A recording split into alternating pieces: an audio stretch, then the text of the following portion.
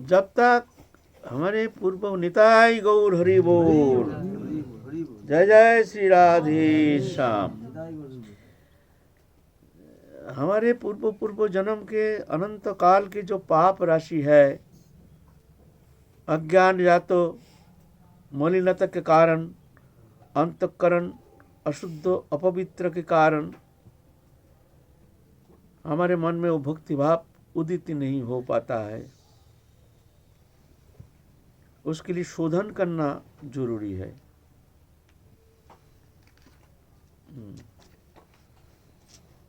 जब तक वो शोधित नहीं होता है तब तक जा करके वो प्रेम प्राप्त करना संभव नहीं है।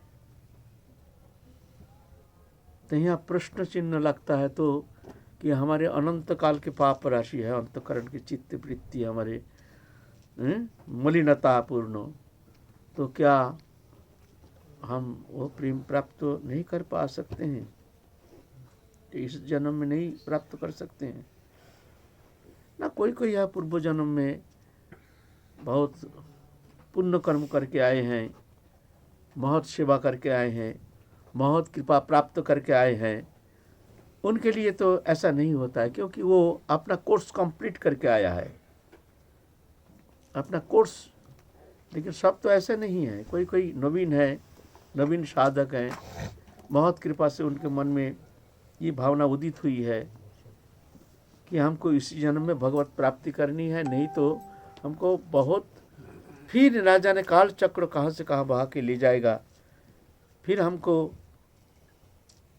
कब मानव जन्म मिलेगा तब हम जाकर के भजन करके संसार सागर से पार लगाएंगे, ये दुखमय सागर से मुक्त हो जाएंगे। ये तो अनंत काल की ये दुख राशि है। संसार दबा न रोको, त्राणाय कारुण्य घन घनत्तम, प्राप्त कल्याण गुणानुबश्य, वंदे गुरु श्री चरणारविंदो। संसार दावानल, दावानल में सब जल रहे हैं। देखने में लगता है जैसे सब अच्छे हैं, गाड़ी बाड़ी सब कुछ ठाट बाट पैसा कौड़ी, जाके देखिए सब जल रहे हैं, एकदम एक से एक जल रहे हैं। शांति है नहीं, मिलेगा नहीं, मिलता नहीं। कहीं जाओ और भी अनंत काल घूमते रहो। इस दावानल से मुक्त होना तभी संभव होगा जब ऐसे महत्पुरुष की कृपा प्राप्त करके भजन मार्ग में तुम चलने के लिए प्रवृत्त हो जाओगे। तभी जाकर के महत कृपा से, राधा रानी की कृपा से तुम इस संसार सागर से पार लगा करके निरापद भूमि में पहुंच सकते हो। महत कृपायांग दरमहुर विमुक्ते, महत सेवायांग दरमहुर विमुक्ते। ये एकमात्र बोले तो हम कैसे पार लगाएंगे? बोले ये सहज पार लगाने का एक ही उपाय है, और कितने भी उपाय अवलंबन करो, अनंत काल की पाप राशि, माया मलिनता पूर्ण चित्त वृत्ति, इस अंतःकरण लेकर के भगवत प्राप्ति करना तो दूर की बात है, चित्त शुद्ध होना भी बहुत कठिन हो जाता है। तो बोले सहज उपाय बताओ, हम क्या करें? सहज उपाय बताओ।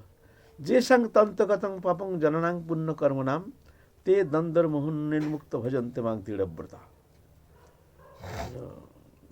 अंतकथं, अंत स्थित जो पाप राशि है, पूर्व जन्म की जो कल्याण मंगल मूलक अनुष्ठान करके आए हैं और ऐसे अंतकरण शुद्ध हो गया है, ते दंदर मोह निर्मुक्त भजन्ते मांग दृढ़व्रता।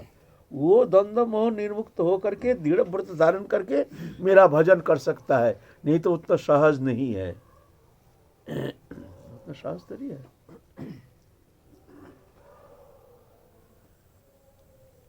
सहज उपाय बताओ। तो बोलते महत सेवायांग धर्महुर विमुक्ति। सहज सेवा है लेकिन कठिन भी है, सहज तो है कठिन भी है। पहले तो बोलते महत सेवा, महत पुरुष की सेवा ये मुक्ति का द्वार है।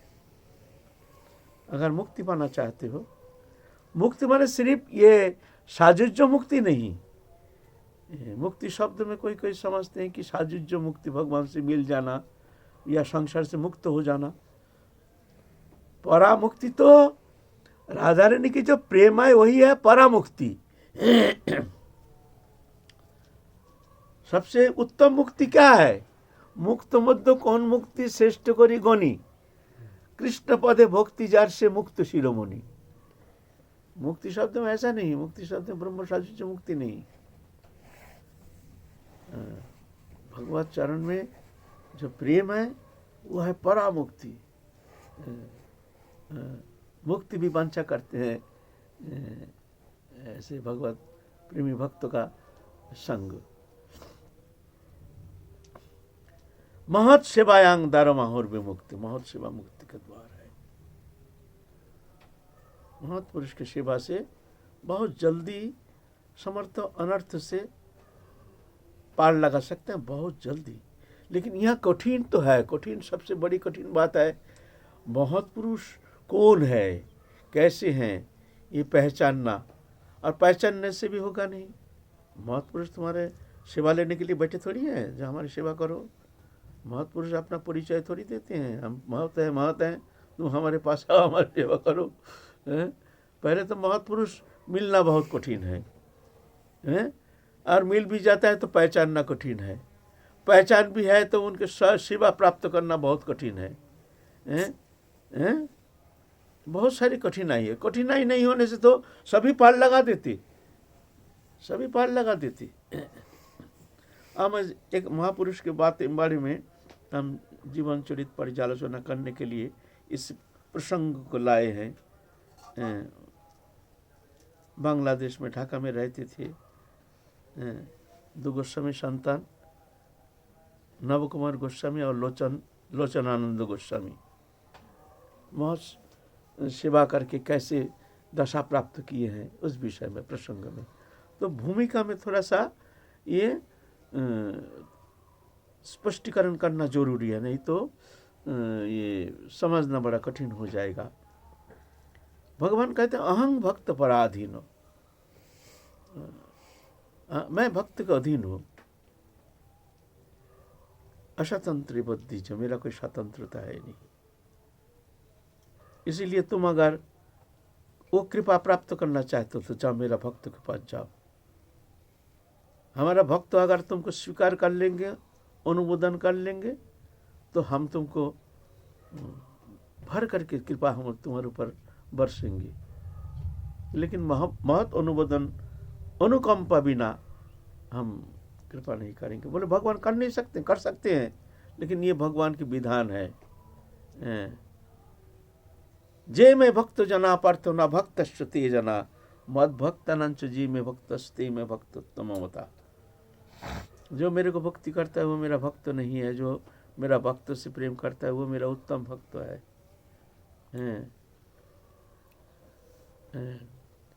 न मैं प्रिय चतुर्वेदी मद भक्त सपच प्रिय, तस्मै दियांग तत्ग्राह्यम सच पूज्य जताज्य। यहाँ जाति भी माना नहीं है, कौन कैसे जात है क्या है। भगवत भक्त का कोई जात नहीं होता है। प्रेम जब प्राप्ति कर लेते हैं तो सब गुणातीत, इंद्रियातीत, लोकातीत, अगम्य उस स्थिति में पहुंच जाते हैं, सबके लिए प्रणम्य हो जाते हैं,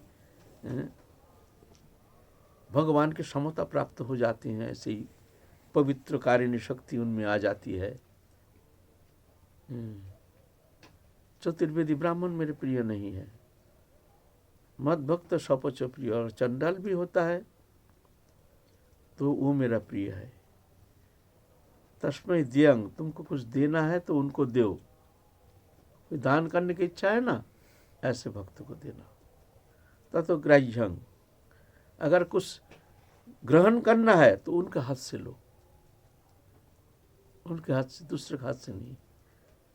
सच पूज्य जथायहम, वो भी पूजनीय है। कैसे? जैसे मैं तुम्हारे लिए पूजनीय हूं ऐसे वो भी पूजनीय है। ऐसे भक्त जो है भगवान के हृदय है, भगवान भी उनके वशीभूत हो जाते हैं, भगवान भी उनकी वश्यता स्वीकार करते हैं। अहं भक्त पराधीन, मैं भक्त को अधीन हूं, भगवान तक वश्यता स्वीकार करते हैं। तो हम तो बहुत दूर की बात है।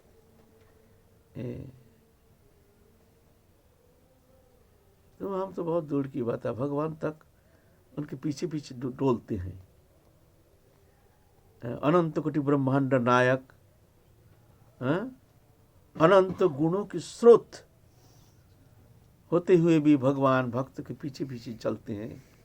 निरपेक्षं मुनिं शांतं निर्वैर समदर्शिना अनुव्रजमहं नित्यं पवित्रं घ्रिरेणुभिः। बोलते निरपेक्ष मुनि शांत निर्वैर समदर्शी, ऐसे जो गुण संपन्न, ऐसे जो मेरे जो प्रिय भक्त है, ऐसे गुण होना चाहिए, ऐसा नहीं हम जैसे नहीं, ऐसे गुण संपन्न जो भक्त है, जिनमें ये सब सद्गुण से अलंकृत है, समस्त सद्गुण से जिनके हृदय कमल खिल गया है, ऐसे सद्गुण संपन्न जो मेरे प्रिय भक्त है, उसके पीछे पीछे मैं अनुगमन करता हूँ। अनुव्रजामि अहम्, अनुव्रजामि अहम्, पीछे पीछे चलता हूँ।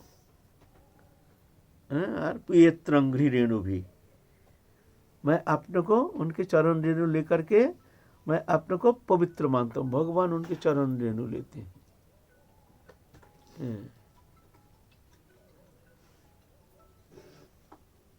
दूसरा जो उपाधि जो है हमारे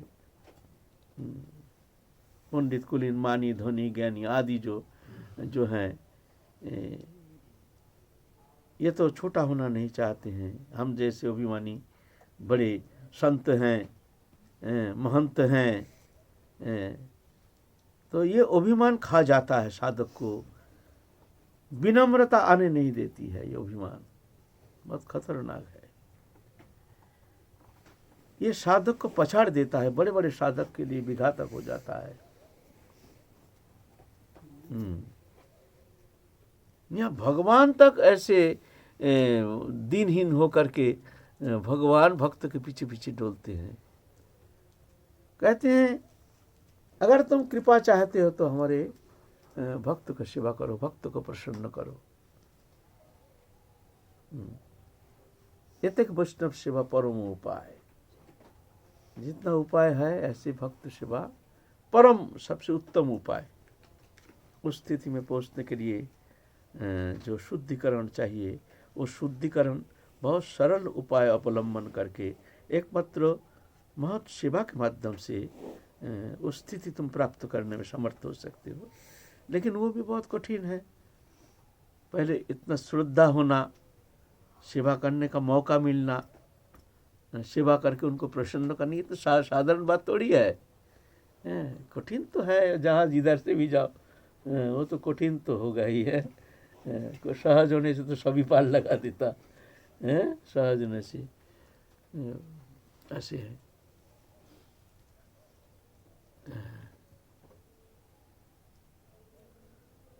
तो महत् सेवा, महत् पुरुष के सेवा, महत् सेवायां दारम अहुर विमुक्त। महत् पुरुष की सेवा ये मुक्ति का दरवाजा है, द्वार, मुक्ति का द्वार कहा जाता है।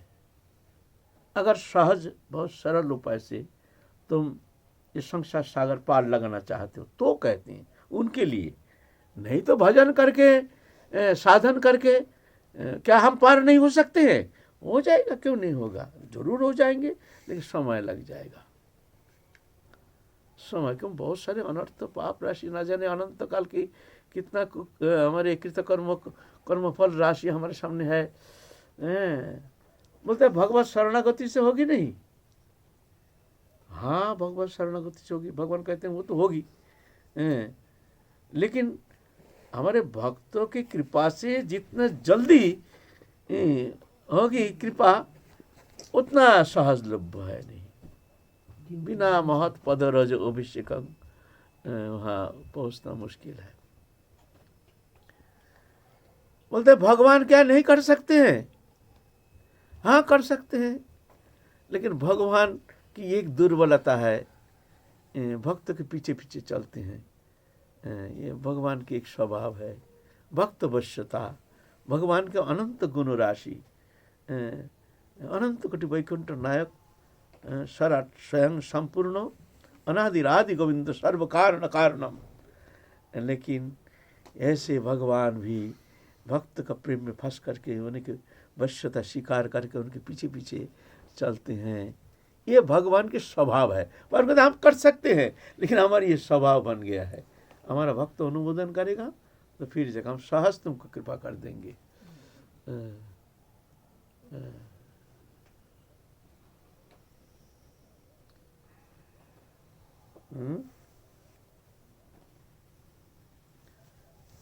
संत कृपा भी न भक्ति न होई, राम कृपा भी न सुलभ न सोई। एक ही शब्द है, नाना भाव भाषा से उसको व्यक्त करते हैं। एक बार एक राजा था, हम आएंगे, हम जिस प्रसंग में जाना चाहते हैं उस प्रसंग विषय में, जो किस तरह से महत सेवा करके कैसी स्थिति में पहुँचे हैं नव कुमार गोस्वामी और लोचन दास गोस्वामी, गोवर्धन के सिद्ध बाबा का सेवा करके कैसी स्थिति प्राप्त की है, उस विषय में उनके जीवन चरित पर्यालोचना करके हम अपने को पवित्र करेंगे और कुछ दिग्दर्शन प्राप्त करके हम भी उस मार्ग अवलंबन करके अनुशीलन करके हम भी आगे निकलेंगे। नहीं तो हम निकलेंगे कैसे? हमको कौन मार्ग प्रदर्शन करेगा? ऐसे महत्पुरुष के जीवन चरित पर्यालोचना करके हमको आगे निकालना है। हमको तो बैठे रहना नहीं है, हमको चलना है। चाहिए मार्ग, उस मार्ग ठीक ठीक भाव लेकर के अगर तुम अनुशीलन करके चलोगे तो भय नहीं, गिरने का कोई डर नहीं है।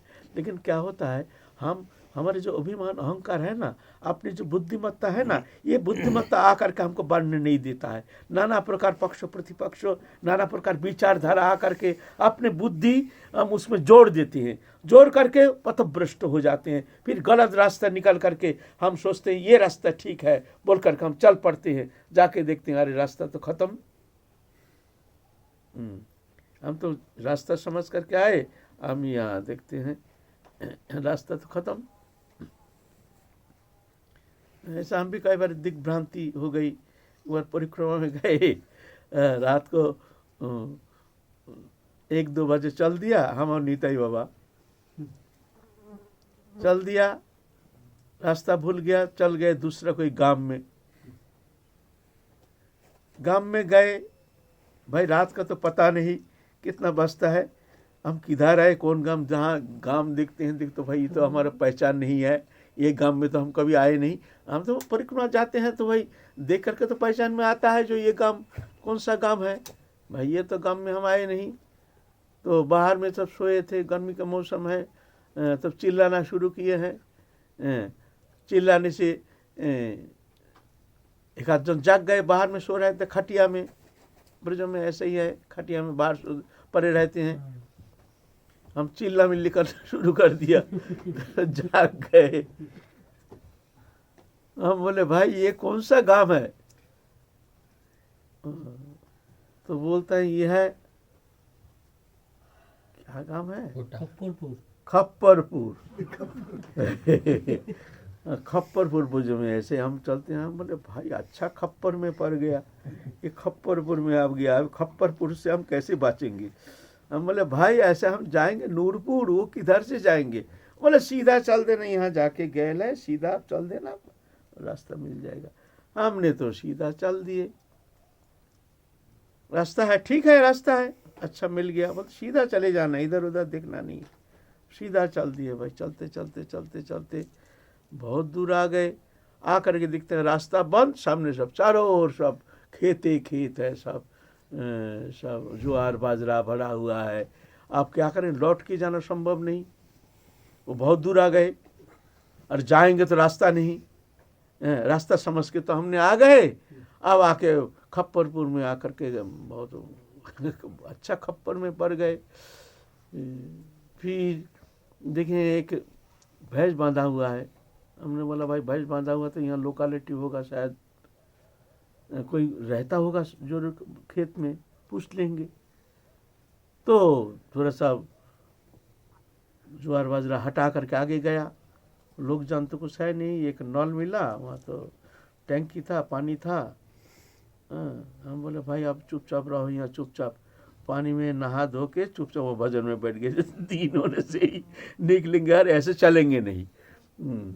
तो ऐसे रास्ता है, अनजाने अपने बुद्धि से कोई निरूपण करके तुम चलना चाहते हो, ये परमार्थ मार्ग में, लौकिक मार्ग में ही तुम पथभ्रष्ट हो जाते हो। और परमार्थिक ये तो बड़ी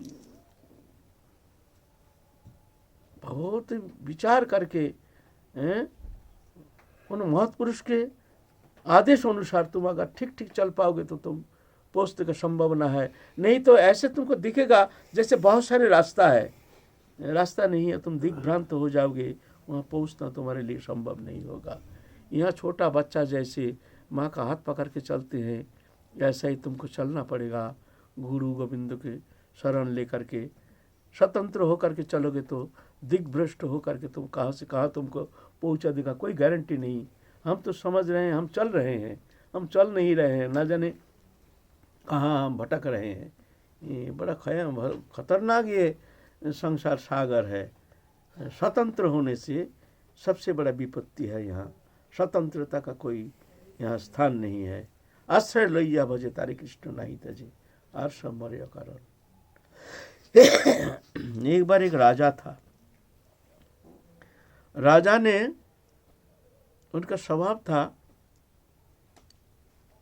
सुबह चले जाते थे, बहुत सारे सामान लेकर के, एक स्थान था वहाँ बहुत सारे सामान रखते हैं, नाना प्रकार सामग्री लेकर के सामान रखते हैं जिसका जो प्रयोजन है। राजा बहुत दानशील थे, राजा बहुत दानशील थे, साधु संतों को खूब दान करते थे। दान करके सब संतों को, जब दान करने का अंत में सब साधु जब चले जाते थे तो जाके आकर के स्नान दान करके अपने नित्य नियम करके प्रसाद पाते, उनका नियम था। तो क्या हुआ, एक दिन दान कर रहे हैं, सामान सट्टा तो पहले ही नौकर चाकर पहुंचा देते थे, जो जो वस्तु साधु संत के लिए जरूरत है पहुंचा देते थे। उस स्थान पर दान क्षेत्र है एक जगह जहाँ घर बना हुआ है, समस्त खचाखच सामान भर देते थे। जो साधु आकर के जो भी वस्तु मांगते हैं वो वस्तु देते हैं।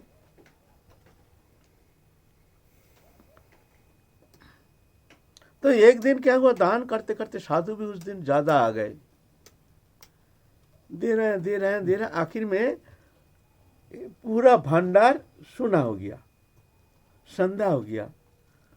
अब राजा का भी बहुत भूख लग गया, जो अभी जाकर के स्नान दान करेंगे, फिर अपना नियम दान करेंगे, फिर प्रसाद पाएंगे, ये तो समय लग जाए बहुत। और विक्षेप भी हो गया, भाई कहाँ तक देंगे, कहाँ तक सबका मनोरंजन करेंगे, मनुष्य शरीर ही तो है ना। तो दान करते करते सब वस्तु भी समाप्त हो गया। उस समय एक संत आए हैं, महाराज राधे श्याम।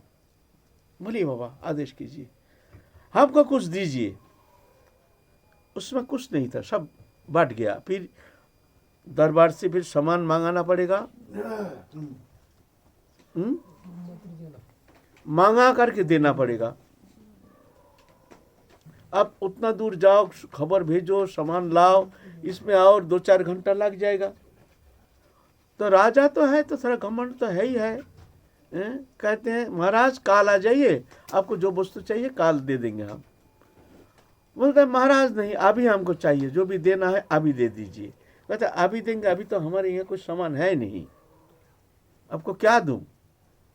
आपका जो मन चाहे वही दे दीजिए। अरे मन चाहे देंगे तो कुछ होने से तो देंगे, हमारे पास उसका है ही नहीं कुछ।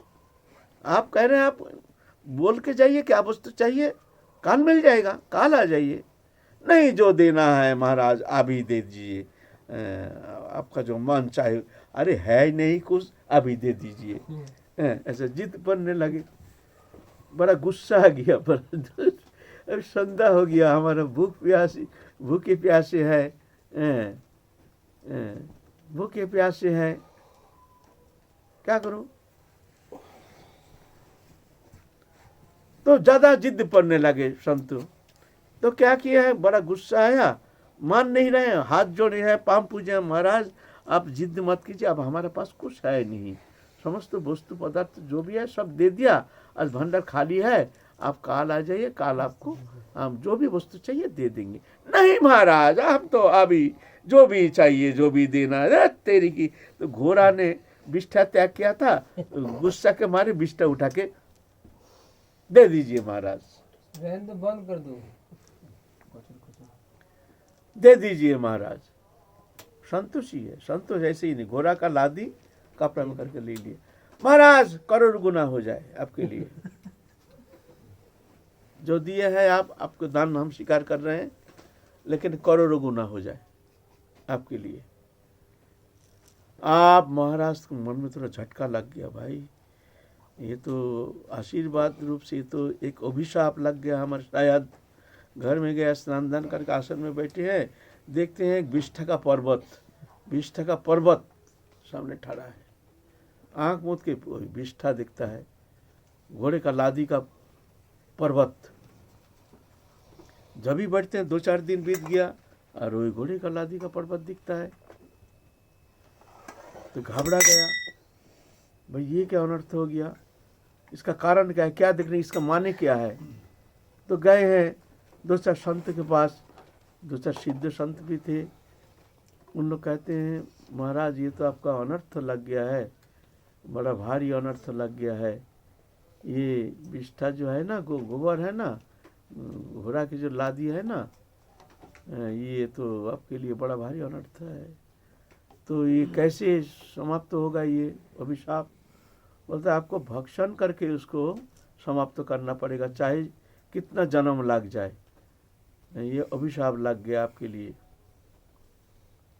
तो इस निवृत्ति के कोई उपाय, बोलते नहीं इसको उपाय तो कुछ है नहीं, महत अपराध हो गया। ऐसे अच्छा काम करते करते कभी कभी ऐसे अनर्थ लग जाता है, कभी अभिमान आ जाता है, अहंकार आ जाता है, हीन बुद्धि आ जाती है, कभी संत अपराध हो जाता है, भजन करते हुए बड़े बड़े भजन आनंदी का पतन हो जाता है। ये मार्ग बड़ा कठिन है, तो क्या करूं? सब संत के पास जा रहे हैं, अब तो राजा का राजपाट छूट गया, अब घबरा रहे हैं, अब मैं क्या करूं, कहाँ जाऊं। जब तक वो पर्वत, वो विष्ठा भक्षण करके समाप्त तो नहीं होगा, तब तक जाकर के उसको मुक्ति नहीं। बड़े बड़े संत ऐसे कह दिए हैं, संत अपराध ऐसे हैं, अभिशाप लग गया। फिर गए हैं बड़े संत के पास, महाराज उपाय बताइए, मैं क्या करूं। बोलते हैं देखिए इसका तो उपाय तो कुछ है नहीं, तो एक उपाय आपको हम बता सकते हैं, आप करके देख सकते हैं। बोले क्या उपाय है महाराज जी? उपाय ये है, कोई महत पुरुष का सेवा करेंगे, महत कृपा से ये जा सकता है। ऐसा कोई महत पुरुष मिल जाए, और ऐसे महत पुरुष मिलने से तो होगा नहीं, सेवा करने से भी होगा नहीं, उनकी कृपा होनी चाहिए। स्वाभाविक सतह ही उनके भीतर ऐसे एक करुणा आ जाएगी, करुणा करके अगर वो आपको ये अभिशाप से मुक्त करा दे तो हो सकता है, ये चेष्टा से होगा नहीं। अगर महत पुरुष इस तरह से प्रसन्न हो जाए आपके ऊपर, उनकी प्रसन्नता से ये तो होना संभव है, नहीं तो चेष्टा के द्वारा तो ऐसा होना संभव नहीं है। तो उस समय सबसे बड़ा महत पुरुष कौन है, ये पुराण की बात है ना, वशिष्ठ जी हैं सबसे बड़े महत। तो राजा ने फटा पुराना कपड़ा पहन करके राजा के पास चले गए, पहचान ना पाए, जा करके खूब वशिष्ठ जी की सेवा में लग गए, दिन रही रात नहीं है, उठते बैठते खाते सोते महाराज जी के सेवा में वशिष्ठ जी की सेवा में लग गए। वशिष्ठ जी देखते हैं हमारे नया सेवक आ गया, ये जी जान दे करके हमारे सेवा में तत्पर रहता है, क्या मतलब है भाई, कुछ मतलब तो होगा, ये तो पहले था नहीं, अचानक कहाँ से आ गया इतना बड़ा सेवक, ध्यान लगाया, ओ ऐसी बात है। रो रहे हैं, आकर के सर पटकते हैं, बोले देखो भाई, तुम सेवा कर रहे करो, कोई बात नहीं है, लेकिन तुम्हारे गोबर का ठेका हम नहीं ले सकते। वशिष्ठ जी कह रहे हैं खूब सेवा करो, खूब सेवा करो, कोई बात नहीं है, लेकिन तुम्हारे गोबर का ठेका हम नहीं ले सकते। जान गए ना अंतर्जामी है।